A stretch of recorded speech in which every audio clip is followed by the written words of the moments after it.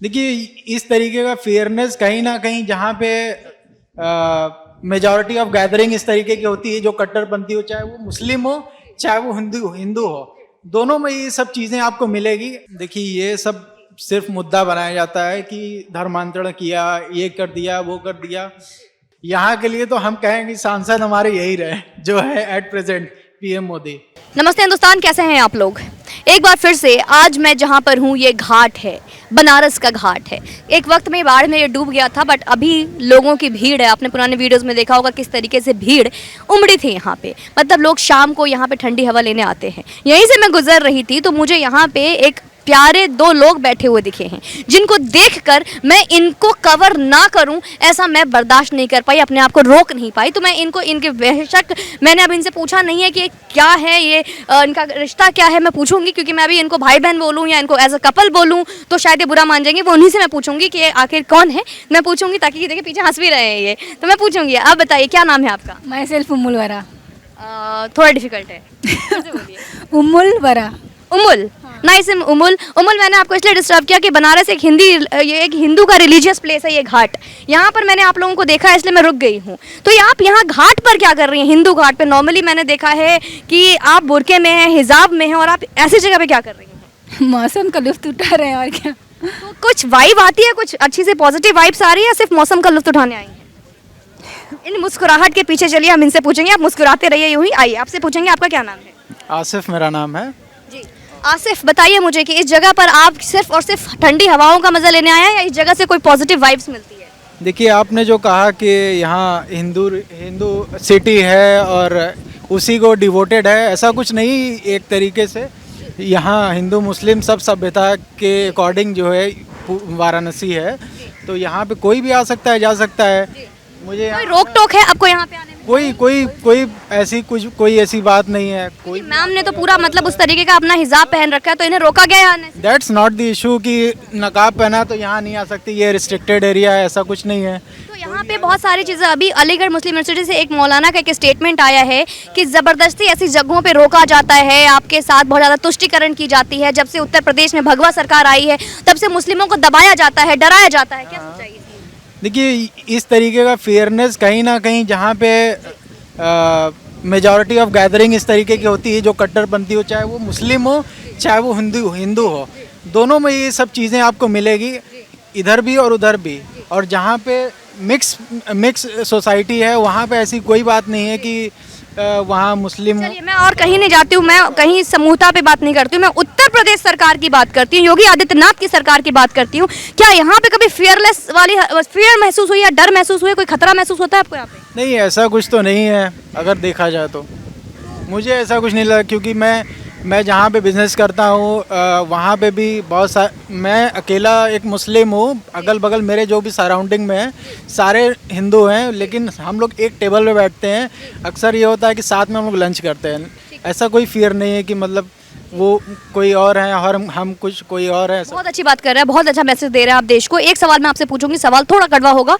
मेरा सवाल ये होगा कि अभी अभी एटीएस ने 9 लोगों को गिरफ्तार किया है, जिनका कि कनेक्शन आईएसआई से दिया जा रहा है, जो कि उत्तर प्रदेश की टीम ने गिरफ्तार किया है। दिल्ली की टीम का भी उसमें पूरा सपोर्ट है। आपने देखा होगा किस तरीके से 9 को गिरफ्तार किया गया है। तो हर बात यही चीज़ उठकर आती है कि आतंकवादी हमेशा का, कोई आतंकवादी का कोई मजहब नहीं होता, ऐसे काम करने वालों का कभी कोई मजहब नहीं होता, लेकिन हमेशा आतंकवादी उसी मजहब के क्यों निकलते हैं। इस पर क्या कहेंगे आप। देखिए, उठाया तो जाता है, लेकिन बाद में कई बार अक्सर हमने देखा कि जो है वो एलिगेशन रहता है, लेकिन वो प्रूफ नहीं हो पाता है।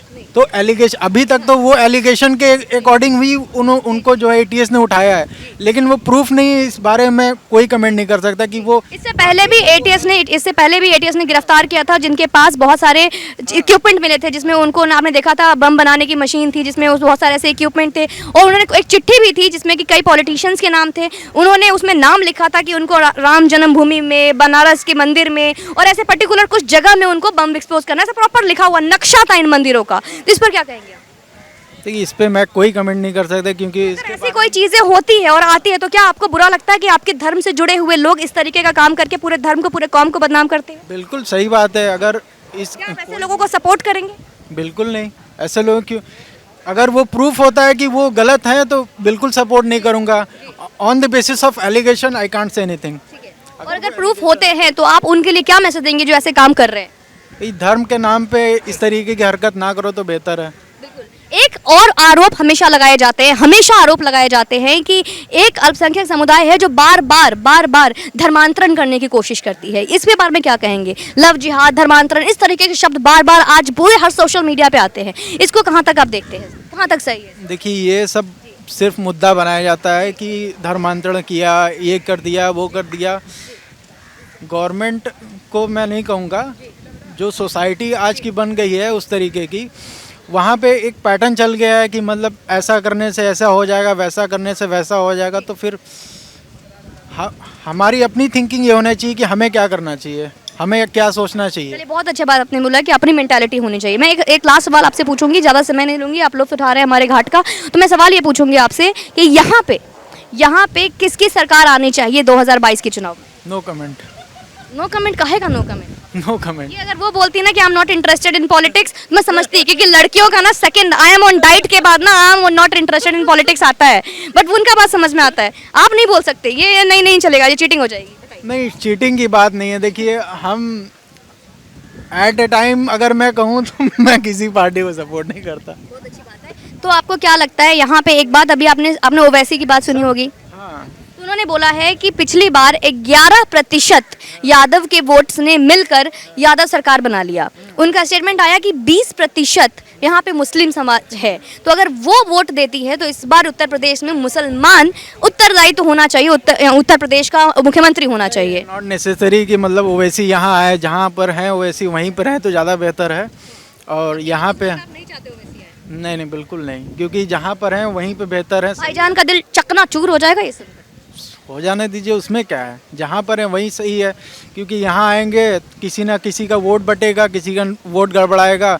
जो सही कैंडिडेट है वो नहीं जीत पाएगा, जो गलत कैंडिडेट है वो जीत जाएगा. उससे बेहतर है कि जो है डिवाइडेशन इस तरीके का ना हो. अच्छा, तो अखिलेश यादव को आना चाहिए? आ जाए तो अच्छा है. जवाब मिल गया आपका, पकड़े गए हैं आप धप्पा. चलिए, मजाक करें.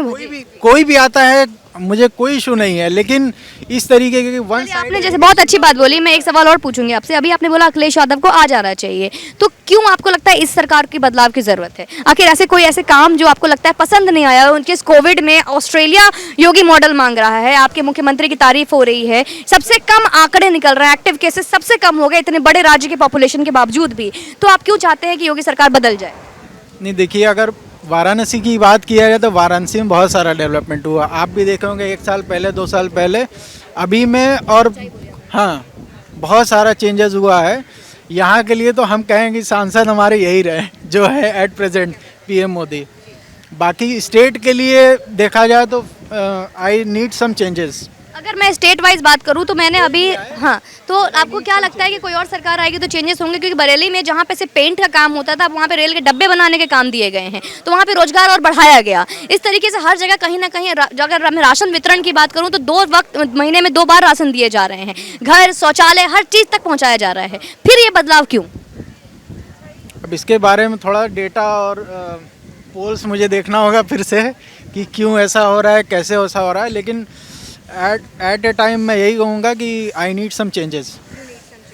चलिए, बहुत अच्छी बात बोली इन्होंने, काफ़ी अच्छी बातें की, जिसमें कि ये थोड़ा कंफ्यूज है, ये चाहते हैं कि डेटा को देखें, बट इन्होंने ये बोला कि बनारस जैसे शहर में यहाँ के जो सांसद है चाहते हैं कि नरेंद्र मोदी ही रहे, क्योंकि यहाँ पे काफ़ी बदलाव आए हैं, काफ़ी परिवर्तन आए हैं, जो परिवर्तन अच्छा है, जो बदलाव आया है वो अच्छा है, जो इनको लगता है कि इसीलिए यहाँ पे बदलाव की ज़रूरत नहीं है अब. तो जो अभी वर्तमान में जो सांसद है वही रहना ज़रूरी है. बाकी हमने सवाल बहुत तीखे पूछे थे, आपको समझ में आता है तो बस लाइक का बटन दबाइए और चैनल को शेयर कीजिए, क्योंकि अब ज़रूरत मुझे आपकी है. मैं अगर हर सवाल पूछने की हिम्मत रखती हूँ क्योंकि आप मेरे साथ हैं, तो बस आगे बढ़ाते जाइए वीडियो को. जय हिंद, वंदे मातरम.